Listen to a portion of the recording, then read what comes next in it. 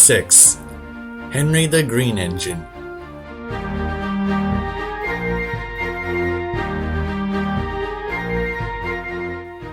Dear friends, here is more news from the region.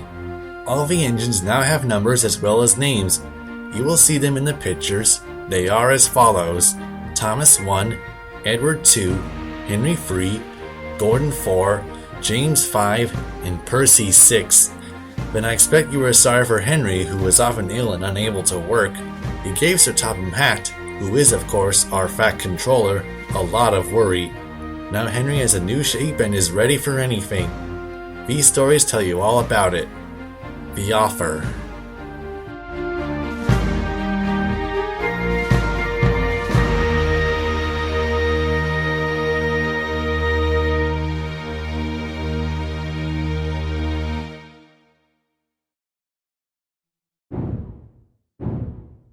Coal.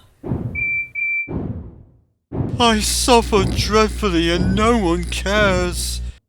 Pah! Rubbish, Henry. You don't work hard enough. Henry was bigger than James, but smaller than Gordon. Sometimes he could pull trains, but sometimes he had no strength at all. The fat controller spoke to him too. You're too expensive, Henry. You've had lots of new parts and new paint too, but they've done you no good. If we can't make you better, we must get another engine instead of you. This made Henry, his driver, and fireman very sad. The fat controller was waiting when Henry came to the platform. He had taken off his hat and coat and put on overalls. He climbed to the footplate and Henry started. Henry's a bad steamer. I build up his fire, but it doesn't give enough heat. Henry tried very hard, but it was no good. He didn't have enough steam, and they stopped outside of Edward Station.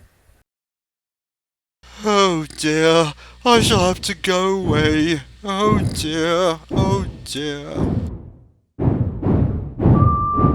Edward took charge of the train. Henry stopped behind. What do you think is wrong, Fireman? Excuse me, sir, but the coal is wrong. We've had a poor light lately, and today it's worse.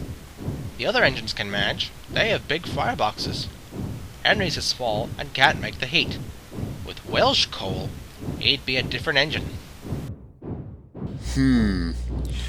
It's expensive, but Henry must have a fair chance. James shall go and fetch some.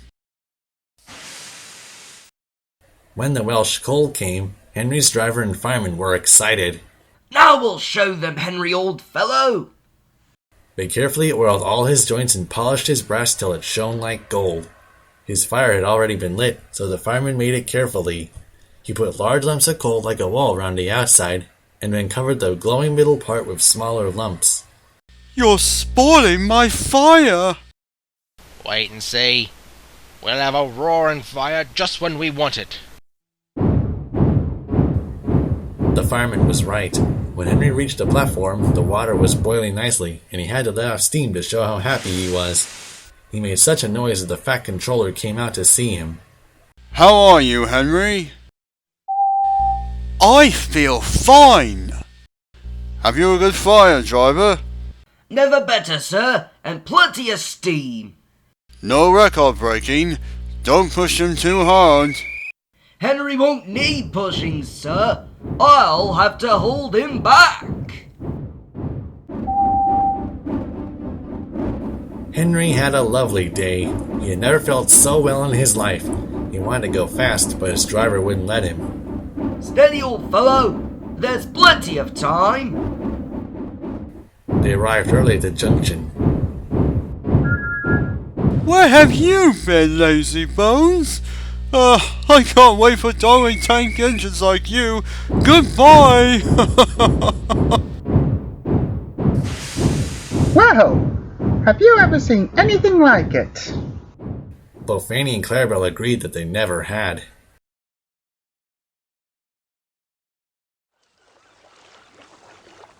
The Flying Kipper. Lots of ships use the harbor at the big station by the sea. The passenger ships have spotless paint and shining brass. Other ships, though smaller and dirtier, are important too. They take coal, machinery, and other things abroad and bring back meat, timber, and things we need. Fishing boats also come here. They unload their fish on the quay. Some of it is sent to the shops in the town, and some goes in a special train to other places far away. This is the train the railwaymen call the Flying Kipper. One winter evening, Henry's driver said, "We'll be out early tomorrow. We've got to take the Flying Kipper. Don't tell Gordon, but I think if we pull the Kipper nicely, the Fat Controller will let us pull the Express." Hurrah! That will be lovely! Henry was ready at 5 o'clock. There was snow and frost. Men hustled and shouted, loading the vans with crates of fish. The last door banged, the guard showed his green lamp, and they were off. Come on! Don't be silly! Trap trick, all right. That's better! Thick clouds of smoke and steam poured from his funnel into the cold air, and when the fireman put on more coal, the fire's light shone brightly on the snow around. Hurry! They whooshed under bridges and clattered through stations, green signal lights showing as they passed. They were going well. The light grew better, and a yellow signal appeared ahead. Distance signals up! Caution! Henry's driver shut off steam and prepared to stop, but the home signal was down. "All clear, Henry. Away we go." They couldn't know the points in the main line to a sighting were frozen, and that the signal should have been set at danger, but a fall of snow had forced it down.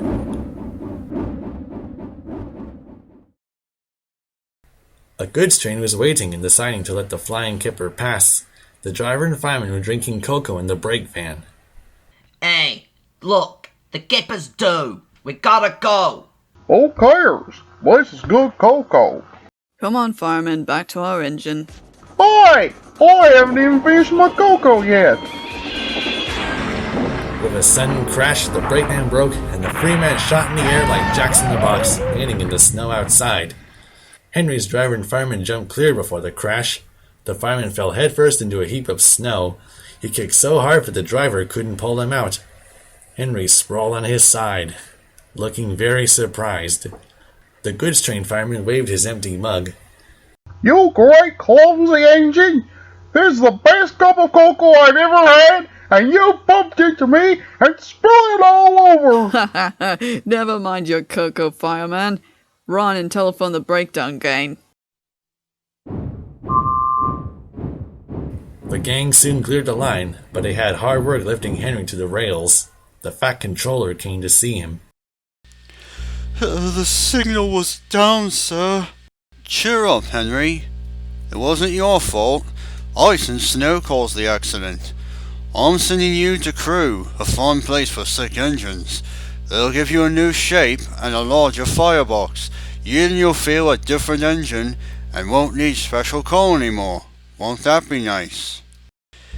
Yes, sir.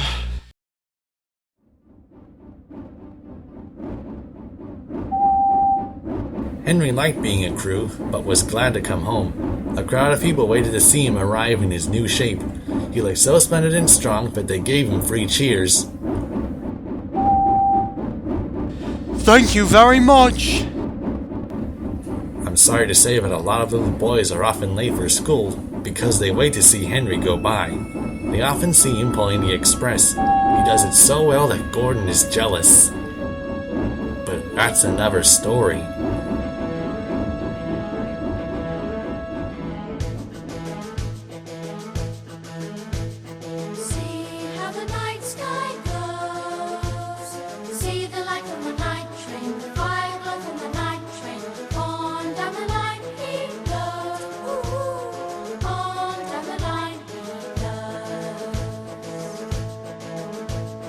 All through the night he goes. Hear the sound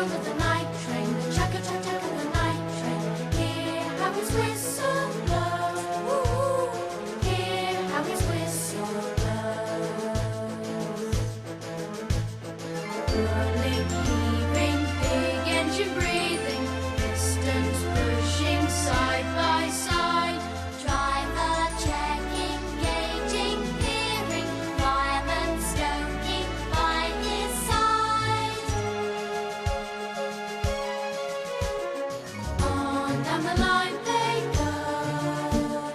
Fast track to the mail train, clear away from the post train. Non-stop all night they go. Woo-hoo. Non-stop all night they go.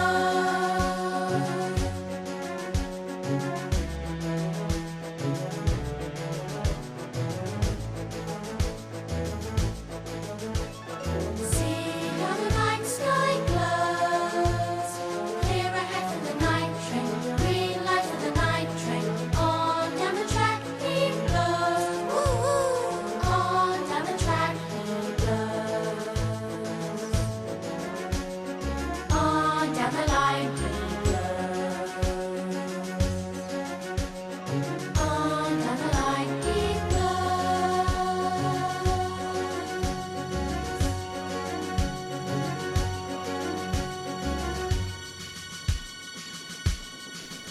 Gordon's whistle. Gordon was cross.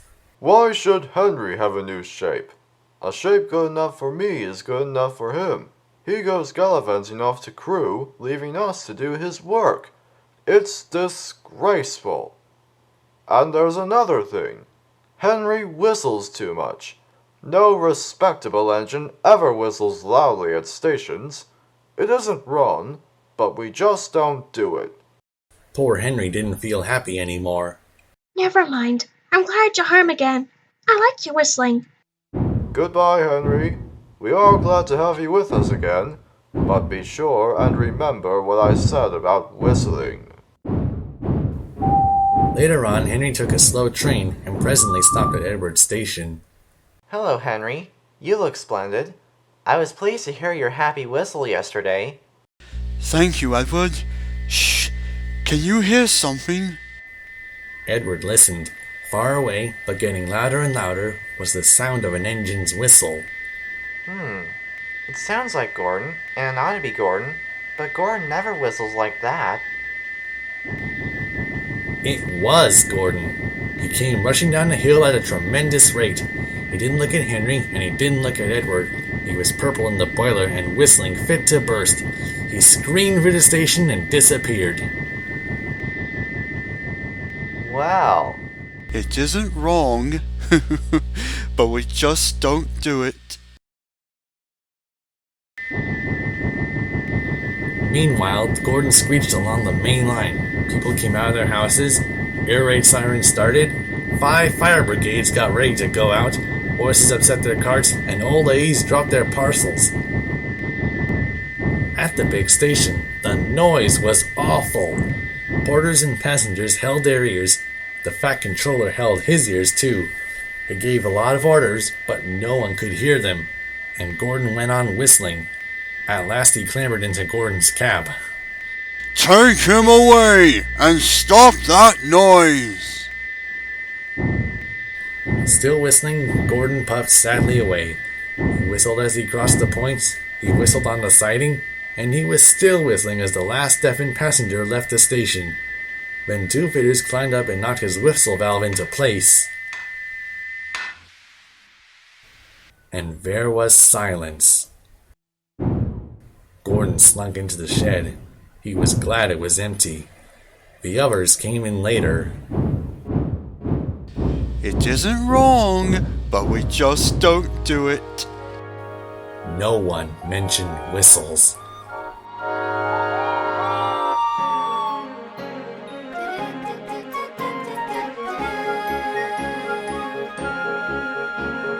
Engines all have whistles, as everybody knows.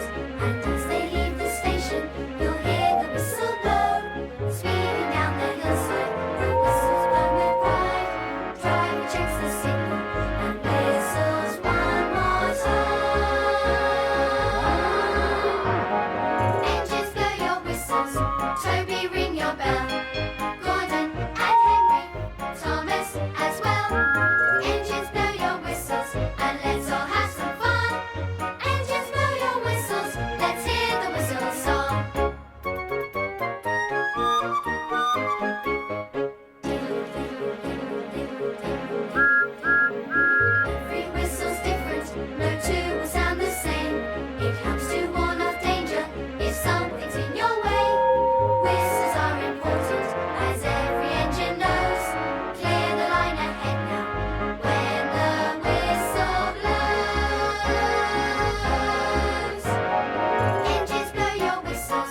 Toby, ring your bell. James and Edward, Percy as well. Engines, blow your whistles, and let's all have some fun. Engines, blow your whistles, let's hear the whistle song. One long whistle means coming up fast. Two in front give two short blasts. 1, 2, 3 means clear of the line. Let's blow our whistles one more time. Engines, blow your whistles. Toby, ring your bell. James and Edward, Percy as well. Engines, blow your whistles, and let's all have some fun. Engines, blow your whistles, let's hear the whistle song.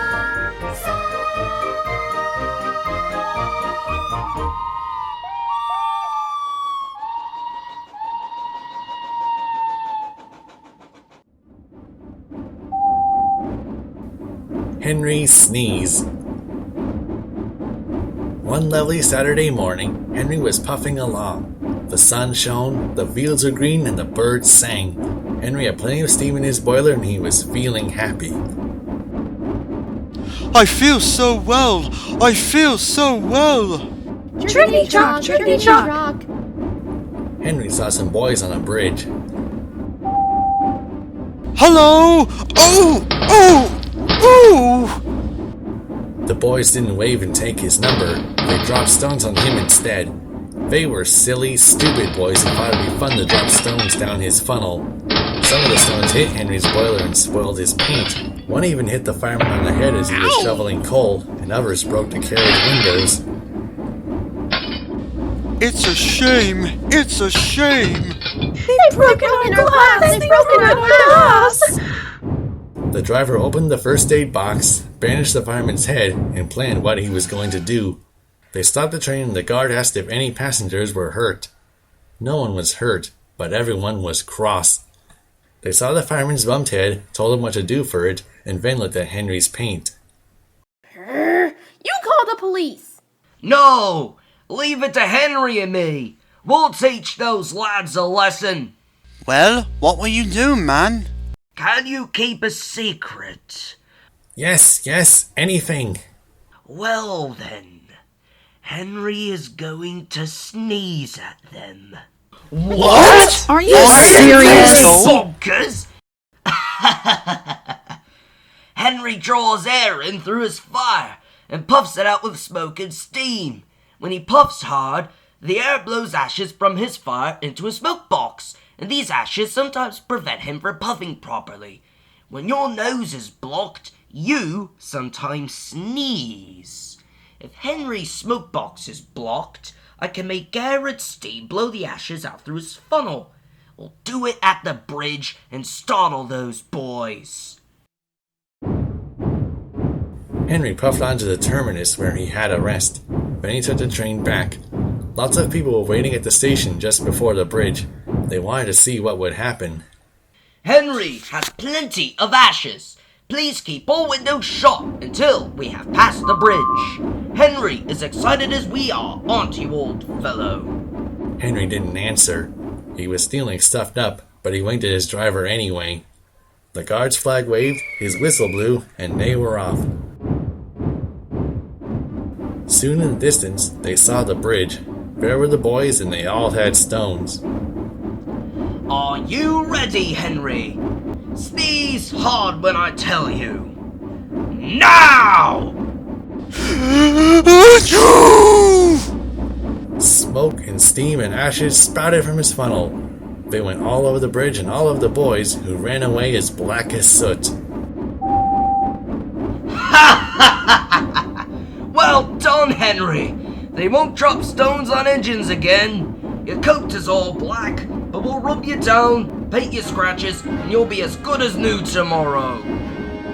Henry has never again sneezed under a bridge. The fat controller doesn't like it. His smoke box is always cleaned in the yard while he is resting. He has now gone under more bridges than he can count, but from that day to this, there have been no more boys with stones.